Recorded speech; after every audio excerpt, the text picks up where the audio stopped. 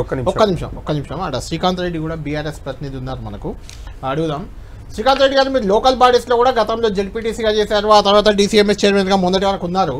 ఈ local body ఎన్నికలు నిజంగా 42% రిజర్వేషన్ అమలై హైకోర్టు ఇచ్చిన ఆదేశాల ప్రకారం 90 రోజుల్లో సర్పంచ్ ఎన్నికలు జరిగే అవకాశం మీకు కనిపిస్తుందా? ఎందుకంటే ఇప్పుడే తలసాని శ్రీనివాస్ యాదవ్ కూడా 42% అమలైతే కానీ ఎన్నికలు జరపొద్దు అంటున్నారు. ఎన్నికలు ఆగిపోతాయా లేకుంటే 42% అమలు అవుతాయా? 90 రోజుల్లో ఏం జరగబోతుందంటే ఏం చెప్తారు? ఇప్పుడు ఈ ప్రభుత్వానికి కేవలం సర్పంచ్ ఎన్నికల మీదే కాదు, అసలు ఏ దాని మీద కూడా చిత్తశుద్ధి లేదు. ఎందుకంటే 18 నెలలుగా వీళ్ళ పరిపాలన చూస్తూ ఉన్నాము. అనేక సందర్భాల్లో కోర్టు ఎన్ని విషయాల్లో ఎన్నిసార్లు చెప్పినా కానీ నిమ్మకు నీరెత్తినట్టు ఈ ప్రభుత్వం వాళ్ళు చేస్తూ ఉన్నారు. ముఖ్యంగా ఒకటండి, ఈరోజు సరే రిజర్వేషన్ల గురించి నేను ఒక నిమిషం ఆగి మాట్లాడతా కానీ ఒక స్ట్రైట్ క్వశ్చన్కి ఆన్సర్ చెప్పానండి వీళ్ళను. ఈరోజు 73, 74 రాజ్యాంగ సవరణ ద్వారా అనేక రకాలైనటువంటి బాధ్యతలు ఈరోజు స్థానిక సంస్థలకు ఇచ్చారు.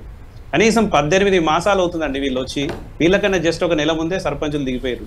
ఈరోజు పరిస్థితి ఏంటంటే అసలు ఏ ఊరికి పోయినా ఎక్కడి చెత్త అక్కడే ఉన్నది, ఏ ఊరికి పోయినా కనీసం మురిక్కాలు తీసేటువంటి వాళ్ళు లేరు.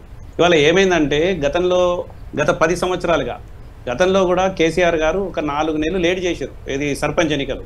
కానీ అసెంబ్లీలో బ్రహ్మాండమైనటువంటి ఒకటి పంచాయతీరాజ్ చట్టాన్ని తీసుకొచ్చారు. ఆ చట్ట ప్రకారం కొన్ని సవరణలు చేశారు. సరే అవన్నీ కూడా ప్రజలకు అనుకూలంగా ఉండాలని చెప్పి ఈవెన్ కలెక్టర్లకు కూడా పవర్ ఇచ్చుకుంటూ తర్వాత ఇవన్నీ చెట్లకు సంబంధించి కానీ పారిశుద్ధ్యం కానీ ఇవన్నీ కూడా కొన్ని నియమాలు పెట్టారు. అయితే ఏంటంటే ఇంకా గొప్పగా ఏం చేశారంటే అసలు దేశంలోనే ఏ గ్రామ పంచాయతీకి కూడా ఇన్ని అధికారాలు లేవు. మనం ఏం చేసినాం, ఈవెన్ జనన మరణ సర్టిఫికెట్లు కూడా ఇవాళ గ్రామ పంచాయతీలను తీసుకునేటువంటి వెసులుబాటు, ఈవెన్ మ్యారేజ్ రిజిస్ట్రేషన్ కూడా గ్రామ పంచాయతీలోనే తీసుకునేటువంటి వెసులుబాటు, ఇవాళ అనేక తాండాలను గ్రామ పంచాయతీలుగా మార్చారు. అంటే ఒక తెలంగాణ అనేది ఒక ఐడియల్గా ఏ విధంగా ఉండాలనేది చెప్పి చూపిస్తే ఇవాళ సంవత్సరంన్నర నుంచి ఎన్నికలు కాదు కదా, నేను చెప్తున్నా కదా, మీరు గ్యారంటీ హైకోర్టు కాదండి సుప్రీంకోర్టు కూడా చెప్పనియండి, ఈ ప్రభుత్వం వినది, రేవంత్ రెడ్డి గారు వినరు.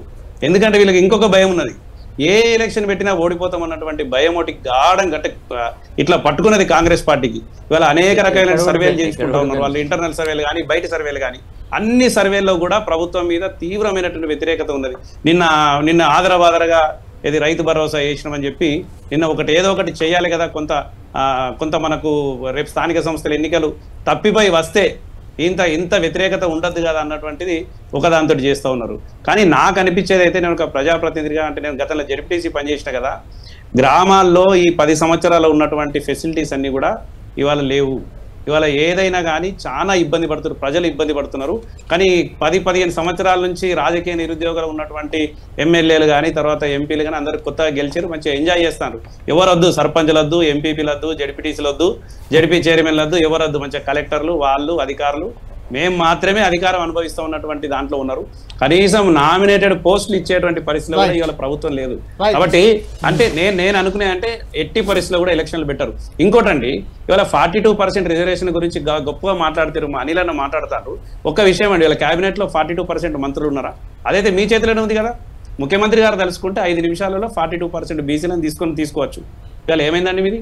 కాబట్టి మీకు చిత్తశుద్ధి ఒక దాని మీదే కాదు, దేని మీద లేదు. యాక్సిడెంటల్ గా ముఖ్యమంత్రి అయ్యిండు, అనుకోకుండా ప్రభుత్వం వచ్చింది, ఇదంతా ప్రజల కర్మ. ఇది ఈ రోజు ఉన్నటువంటి రాష్ట్రాల్లో మొత్తం దేశవ్యాప్తంగా మీరు ఉన్నటువంటి రాష్ట్రాలన్నింటిలో కూడా ఏ రాష్ట్రానికి కూడా నెలకు 18,000 కోట్ల ఆదాయం అనేది లేదు. ఇవాళ 18,000 కోట్ల ఆదాయాన్ని సృష్టించింది కేసీఆర్ గారు, తర్వాత కేటీఆర్ గారు. వాళ్ళ పడ్డటువంటి శ్రమ కష్టం అది. ఇవాళ 18,000 కోట్లు ఎట్లా వస్తుందండి ఆదాయం? ఇంత పెద్ద ఎత్తున ఆదాయం, ఇంత పెద్ద సంపద ఎట్లా? నేనేమంటానండి, పక్క రాష్ట్రం చంద్రబాబు నాయుడు శ్రీకాంత్ గారు ఆదాయం అంతా ఉన్నప్పుడు అప్పులు ఎందుకు చేశారు? మరి ఆదాయం అంతా ఉన్నప్పుడు అప్పులు చేయొద్దు కదా. అదే కదండి, సంపద పెంచడానికి కదా అవన్నీ కూడా. ఇవాళ ఇన్ఫ్రాస్ట్రక్చర్ మీద పెట్టినాం, హాస్పిటల్ కట్టినాము, గురుకులాలు కట్టినాము, ఇవాళ పల్లెలల్లో అనేక రకాలైన సౌకర్యాలు ఇచ్చినాం, పట్టణాలలో సౌకర్యాలు ఇచ్చినాము. ఇవన్నీ కూడా వన్ టైం అది కదా ఇన్వెస్ట్మెంట్. ఇవాళ మిషన్ భగీరథ ఉండే, తర్వాత మిషన్ కాకతీయ ఉండే. ఒకటే క్వశ్చన్,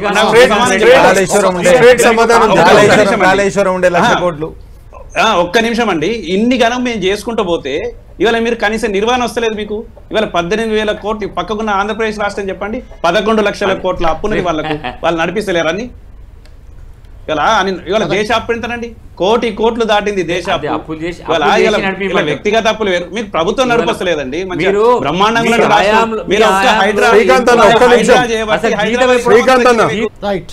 శ్రీకాంత్ గారు, మొత్తానికి 42% రిజర్వేషన్ల కారణంగానే రిజర్వేషన్లు అమలు చేయాలి, బీసీలకు న్యాయం చేయాలి.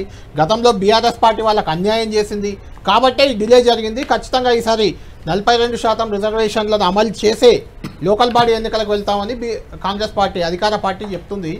దీనికి అంటే మీరేం చెప్తారు? బీఆర్ఎస్ పరంగా మీరేమంటారు? ఎన్నికలు అవుతాయా కావా? 42% అమలు అవుతుందా కాదా? ఫైనల్గా కంక్లూడ్ చేద్దాం, చెప్పండి.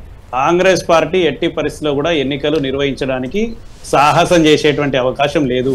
ఇంకొకటి అండి, ఇప్పుడు కూడా చెప్తారా నేను, ఈ రోజు రేవంత్ రెడ్డి గారికి అవకాశం ఉంది. 42% బీసీలకు మంత్రివర్గంలో తీసుకునేటువంటి ఒక గొప్ప అవకాశం ఉంది, కానీ చేస్తలేడు. ఇవాళ పరిస్థితి ఏంటంటే బలమైన సామాజిక వర్గాలు, ఇవాళ మున్నూరు కాపు నుంచి మంత్రి ఉండడు, ఇవాళ యాదవుల నుంచి మంత్రి ఉండడు.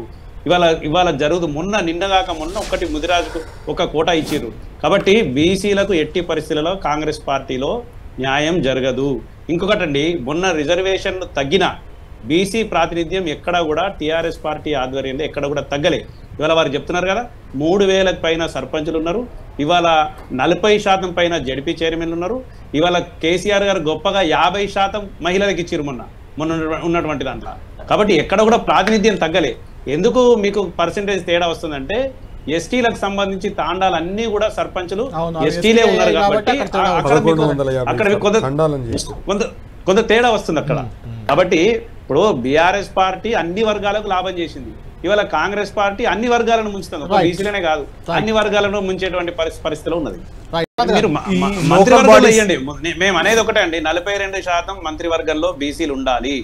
ఇవాళ మీకు ప్రధానమైనటువంటి సామాజిక వర్గాలకు ప్రాతినిధ్యం ఉండాలి. ఇవాళ ఉమ్మడి రాష్ట్రంలో కూడా యాదవులు లేక, మంత్రివర్గంలో యాదవులు లేక ఉన్నటువంటి మొత్తం ఉమ్మడి రాష్ట్రంలో కూడా ఉన్నారు. ఈ ఫస్ట్ టైం రేవంత్ రెడ్డి గారి కేబినెట్ ఇవాళ మున్నూరు కాపు సామాజిక వర్గం నుంచి మంత్రిగా లేకపోవడం కూడా ఉమ్మడి రాష్ట్ర చరిత్ర నుంచి ఇప్పటి వరకు కూడా ఫస్ట్ టైం. మీరు ఏం సమానం చెప్తారండి? మీరు బీసీలకు పూర్తిగా అన్యాయం, మీతోటి సహా అన్యాయం చేస్తున్నారండి.